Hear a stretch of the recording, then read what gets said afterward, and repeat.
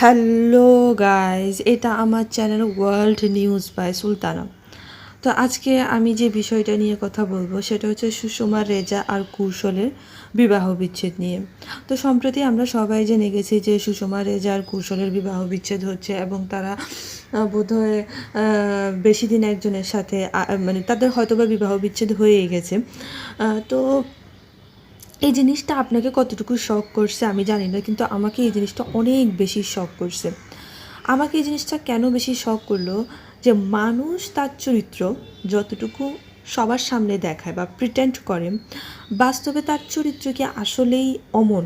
মানে যে আমরা এখন সবাই একটা না একটা ক্যারেক্টার প্লে করি, আমি আপনি সবাই আমাদের একটা না একটা ক্যারেক্টার আছে, ওই ক্যারেক্টারটা আমরা প্লে করি, কিন্তু বাস্তব জীবনে আমাদের সাথে কী হচ্ছে বা আমরা কেমন আছি এটা কিন্তু কেউই জানে না, এটা কিন্তু কেউই বলতে পারে না। সুষমা রেজার কৌশল বিবাহ বিচ্ছেদ নিয়ে বিভিন্ন ধরনের কাউন্সিলিং করতো, মানুষের যাতে বিবাহ বিচ্ছেদ না হয় সেটা নিয়ে বিভিন্ন ধরনের জ্ঞান দিত, বলতে পারেন মন্তব্য বা পরামর্শ যাই দিত, কিন্তু 20 বছরের সংসারের ইতি তারা টানলো। তাহলে আপনি চিন্তা করতে পারেন যে মানুষ ভিতরে ভিতরে নিজে কতটুকু সমস্যায় থাকে এবং নিজে কতটুকু সমস্যায় থাকলে সে বিবাহ বিচ্ছেদ নেয়, বিবাহ বিচ্ছেদের সিদ্ধান্ত নেয় বা বিবাহ বিচ্ছেদ করে ফেলে। আর সামনাসামনি তাদের যে একটা মানে একটা ক্যারেক্টার থাকে, ওটা কতটা ফেক থাকে। আসলে ফেক বলবো না, এটা আসলে ফেক না, আমি এটাকে ফেক বলবো না। আমরা সবাই কিন্তু এরকম একটা কষ্টে থাকি, আমাদের সবার জীবনেই কিন্তু এরকম সমস্যা থাকে।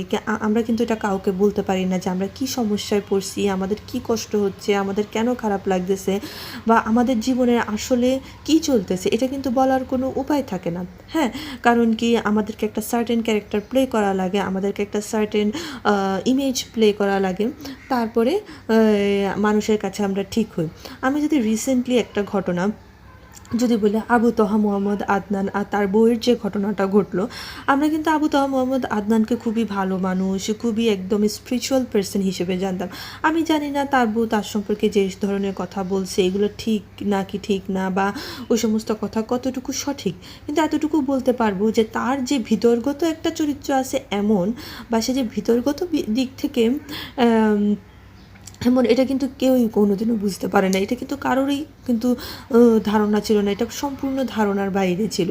তো আমাদের সবারই একটা ক্যারেক্টার থাকে, এই ক্যারেক্টার সম্পর্কে বাহিরের মানুষ জানে না, কিন্তু ভিতরের মানুষজন জানে।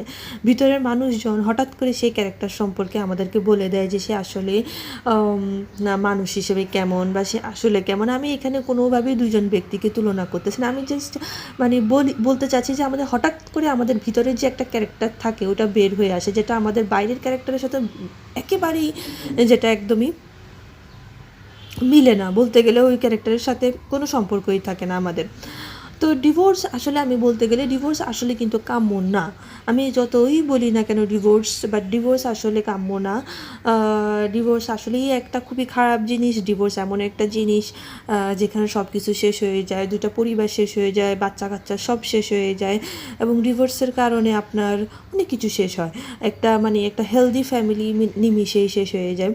কিন্তু এটাই বাস্তব যে ডিভোর্স হবেই, এটাই বাস্তব যে ডিভোর্সের মতো ঘটনা ঘটবে। বর্তমান সময়ে অনেক বেশি ঘটতেছে, স্বাভাবিক। সবার জীবনে একই কারণেই বর্তমান সময়ে অ্যাকচুয়ালি ডিভোর্স হয়। বাট ডিভোর্স একটা খুবই জঘন্য জিনিস আমার দৃষ্টিকোণ থেকে। কারোর পারিবারিক জীবন নিয়ে আমি কোনো ধরনের মন্তব্য করতে চাই না, বা পুরো ভিডিওতে আমি কারোর পারিবারিক জীবন নিয়ে মন্তব্য করিনি। খালি আমি এতটুকুই বলছি পুরো ভিডিওতে, যে মানুষের পারিবারিক জীবন একটা মানুষের মানে জীবন, বাইরের জীবন আর একটা পারিবারিক জীবন আর বাইরের জীবনের কোনো মিল নেই। পারিবারিক জীবনে আপনার কাছে যাকে খুব খারাপ মানুষ মনে হয় কিন্তু সে আসলে অনেক ভালো হয়, আবার বাইরের জীবনে যাকে আপনার খুব ভালো মানুষ মনে হয় তাকে আপনার আসলে পারিবারিক জীবনে খুব খারাপ মানুষ হয়। কারণ মানুষ সবসময় দুইটা চরিত্র নিয়েই থাকে, বা স্পেশালি পুরুষ মানুষ সবসময় দুইটা চরিত্র নিয়ে থাকে। পুরুষ মানুষের একটা চরিত্র বাইরে থাকে সবার সামনে, সেখানে সে প্রিটেন্ড করে he is the nice guy, বাকি সবাই পৃথিবীতে খারাপ, বর্তমানে মেয়েরা অনেক খারাপ, কিন্তু বাইরে তার যে চরিত্র সেটা মেয়ে মানুষের চরিত্রকেও ফেল করে। বাবা, এই বিষয়ে আমি একমত। তো সর্বশেষে আমি এটাই বলতে চাই যে বিষয়টা দুঃখজনক, বিষয়টা অত্যন্ত দুঃখজনক। কারণটা সুষমা রেজার কুশলের ডিভোর্স, যারা বিবাহ বিচ্ছেদ নিয়ে অনেক পরামর্শ দিত, তাদেরই আজকে ডিভোর্স। তো এক্ষেত্রে এটাই বলা যায় যে বিবাহ বিচ্ছেদ আসলে ঠেকানো যায় না, বিবাহ বিচ্ছেদ আসলে থামানো যায় না। এটা আসলেই ডিপেন্ড করে। আমরা অনেক সময় বিবাহ বিচ্ছেদ নিয়ে অনেক কিছু বলি যে আচ্ছা এভাবে অ্যাডজাস্ট করো, ওভাবে অ্যাডজাস্ট করো। আসলে অ্যাডজাস্টটা কী, মানে আমার প্রশ্নটা হচ্ছে আসলে অ্যাডজাস্টমেন্টটা কী? একটা লেভেল পর্যন্ত আমরা সবাই অ্যাডজাস্ট করতে পারি আমাদের ফ্যামিলির সাথে, কিন্তু যখন ওটা লেভেল ক্রস করে তখনই ডিভোর্স হয়। অনেকেই ডিভোর্স নিয়ে অনেক কথা বলে যে হয়তো বা এতটুকু করলে তোমার সম্পর্কটা বেঁচে যেত, বাট এতটুকু না, এতটুকু সে করে দেখছে, এতটুকু সে ট্রাই করে দেখছে, দেখার পরেই সে হয়তো বা সে সিদ্ধান্ত নিছে যে এতটুকুর পরেও যেহেতু হয় নাই, লেটস ডু দিস ডিভোর্স। হ্যাঁ, ডিভোর্স নিয়ে আসলে আমরা অনেক সময় অনেক কিছুই বলি, বাট এগুলো আসলে মাথার উপর দিয়ে যায়। কারণ যখন যার সাথে ডিভোর্স হয় বা যখন যার সাথে বিবাহ বিচ্ছেদ হয়, তখন ওই পার্টিকুলার মানুষটাই জানে যে এই বিবাহ বিচ্ছেদটা কতটুকু কষ্টদায়ক, এই বিবাহ বিচ্ছেদটা কোন পরিস্থিতি গিয়ে হয়েছে। তারপরেও বলবো যে বিবাহ বিচ্ছেদ কাম্য নয়, বিবাহ বিচ্ছেদ যাতে না হোক এই কামনাই করি।